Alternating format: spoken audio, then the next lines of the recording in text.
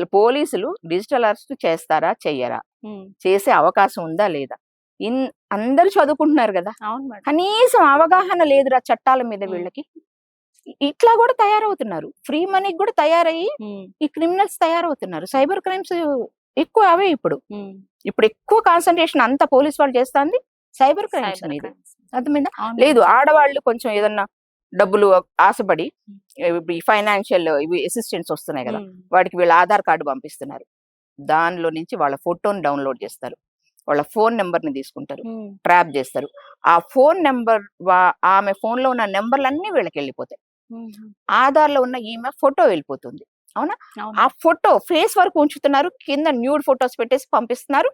నువ్వు డబ్బులు వేస్తే ఇది ఆపేస్తాము, లేదంటే నీ ఫోన్ లో ఉన్న ప్రతి నెంబర్ కి మేము ఇవి పంపిస్తాము. అలాంటివి వచ్చినప్పుడు మనము ఎలాంటి జాగ్రత్తలు తీసుకోవాలి? భయపడాల్సిన అవసరం లేదు.